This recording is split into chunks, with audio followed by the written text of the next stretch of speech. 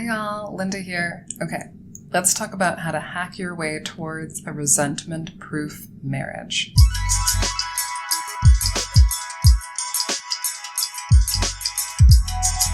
The dangers of having resentment pop up in your relationship and just kind of hang out there has been shown in the research. A lot of research has been done in the past couple of years, and it's shown just how problematic this is for the long-term health of our relationships and even our relationships being able to last. So, of course, we always think about the D word, divorce. We think about long-term marriages, or just plain splitting up if you're talking about living together, having a long-term relationship. But there are other factors to consider beyond just the relationship ending altogether. Part of the danger of having resentment pop up in your relationship and not doing anything about it is that it can lead to a weakening of your bond and less attachment in your relationship. And we all know that we're in relationships so that we can grow into healthier attachments. This is whether you have an anxious attachment style or an avoidant one. We all know that those things can change over time based on our efforts to act opposite to our upbringing or our wiring prior to that relationship. But if resentment is creeping up into your relationship, it's going to be really hard to do that. And in fact, you're going to be going in the reverse. And you're going to have weaker attachment, weaker quality of your relationship, and you're going to be just plain unhappy with that person. Another factor when it comes to resentment is that it's actually going to make you less attracted to your partner, especially if you resent them, clearly.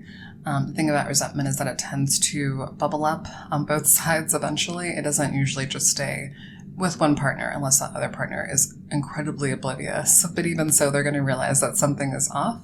They're just not going to know how to name it or what to call it. They're just going to know that they don't feel particularly good or satisfied within their relationship either. But for the person who has the resentment, they're going to be feeling less attracted, which is going to lead to all kinds of issues in a partnership. So this is why we want to make sure that we don't leave this kind of tension and negative feeling unaddressed. And then lastly, based partly on what I just said, there's going to be a lack of intimacy and emotional safety in the relationship if these feelings are not addressed. If there's just sort of like a low-lying level of tension or anger or irritation towards one partner or towards both, that person is not going to feel safe because they probably feel ignored, they probably feel overlooked and like their needs are not being met. And that's also going to create lack of safety for the other person because they're going to not be feeling as connected. They're not going to feel like there's as much intimacy as they would desire, again, whether or not they know why that's not there. So there's lots of reasons, right, why we should, there's lots of reasons, right, to actually prioritize protecting our marriages from resentment. And one of the first things that I want to point out is that simply not speaking up is something that they found is incredibly detrimental, harmful to relationships. There was a study, it was the Tecumseh, Michigan study, where they studied relationships over the course of about 16 years, from 1971 to 1988. So this would be before lots of you were even born. This actually started before I was born. But they were looking at anger coping in marriages and the effects of anger coping. And what they found is that when there's especially both partners not able to engage in conflict in a productive way, when both partners just stuff their angry feelings down, there was a 2 times higher risk of death at the end point of the study than for those who were able to communicate about what was making them upset or, what they found was making them unhappy in the relationship. So this is classic resentment, right? Having anger that you stuff down and don't talk about. It actually made those couples 2 times more likely to be deceased by the end of the study. So if that's not motivation, I don't know what is. But that's why speaking up in your relationship is one of the first ways to hack your marriage to make it stronger and more resilient. If we're not speaking up about the things that are upsetting us, then we're putting ourselves at risk of the relationship deteriorating over time. And actually looking at another study from 2020, they found, and I love this study because they were looking not just at how long marriages last, but they were looking at the well-being of the marriage. They're looking at how happy people felt in their relationships. And what they found is that for folks who had a pattern of tensions and not being able to resolve them well from earlier on in their relationship, and it just never really was addressed, that tension and that inability to actually talk through it productively, it just lingered in the relationship and led to the lack of satisfaction within the relationship, even if they were still married. So this, these researchers were looking at, it's not just about how long a relationship lasts, how long a marriage lasts. It's also about how happy are folks in that marriage, because we don't want to just look at lack of divorce as being a sign that everything is fine, right? So they were looking at, are people actually satisfied in the relationships they're in, whether or not they're divorced? So being able to work through tensions, work through conflicts is huge. And we're not going to do this perfectly. We're going to learn together as we do this. But being able to approach each other or find times when you can schedule a safe place that's appropriate for you both to talk and to share what's on your minds and on your hearts is incredibly valuable for keeping the resentment down to a minimum in the relationship, because you're actually talking things through and you're hearing each other out and you're showing each other that you actually care about what's bothering the other person, and they're showing that they care what's bothering you. So speaking up is huge. Let's not just push down the anger and the resentment, because it's going to come back to haunt us, and it's really going to do a number on the relationship, even if you end up staying together. So the next way to hack your marriage to make it resentment-proof, and this comes from Gottman Couples Institute. I talk about them a lot. I use the Gottman method in my own practice with couples. I love that they do so much research on what actually works for couples. But this is the idea of identifying your shared dreams, okay? And the reason why they talk about this so much in their form of couples counseling is because a lot of couples can struggle when one or both feels like the other partner is not upholding the dreams that are important to them. So if, one person feels like, wow, I keep telling you that I want to start this nonprofit and,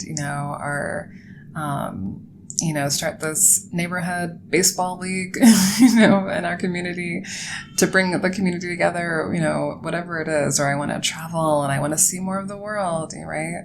And that other person just seems to be like, oh, that's really nice, and never gets behind them, never asks them about that dream, or it shows that they're willing to put some skin behind the dream for their partner. That's going to lead to resentment. So, but doing the opposite and actually supporting one another's dreams, even if it's not something that we have a dream about, it's like baseball. I'm not into baseball. That's okay. My husband grew up playing baseball. I'm like, wow, that's the most boring sport. That's cool. Right. But even if it's not my thing, it doesn't stop me from being able to support a dream that he has, and vice versa.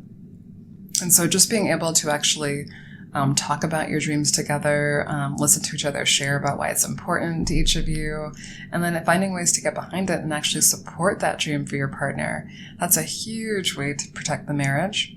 And actually, Gottman has found that when couples do this, when they identify shared dreams and support those dreams, those couples are more likely to be happy and less likely to be struggling. So there's that.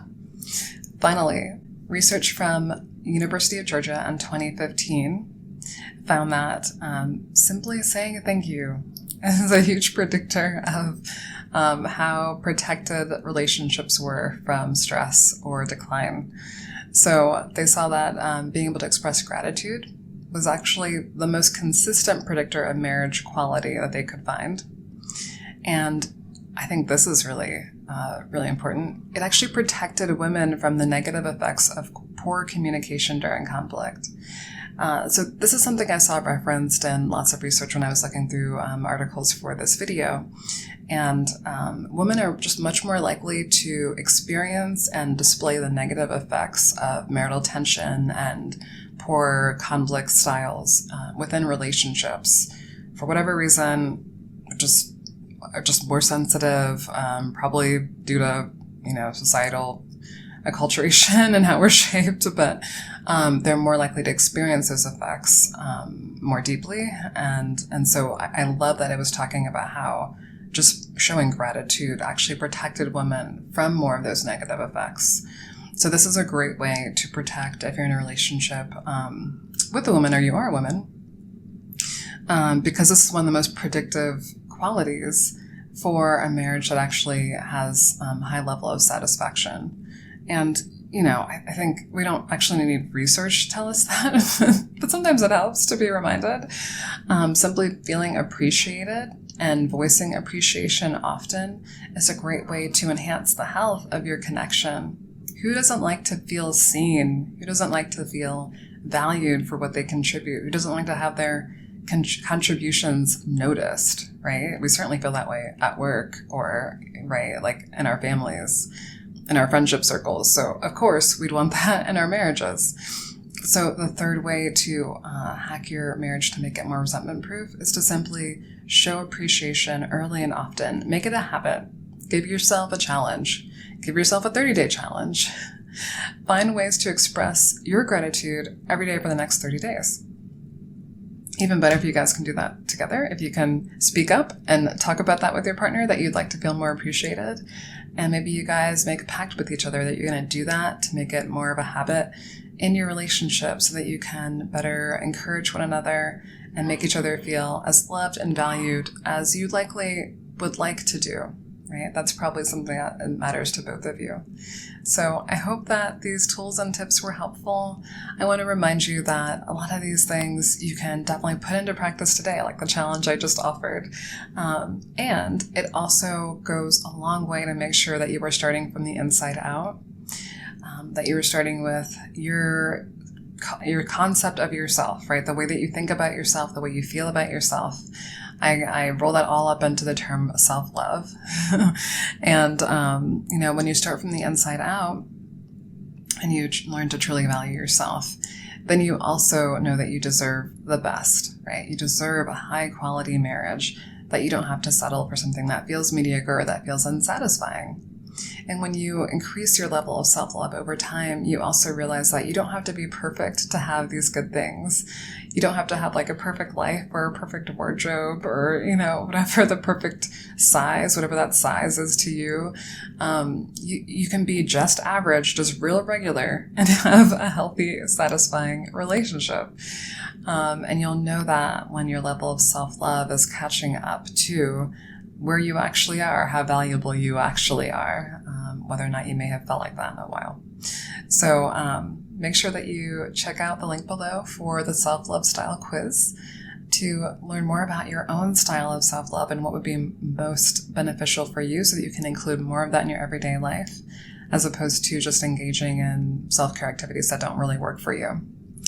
I'm Linda, and I will see you in the next video. Bye.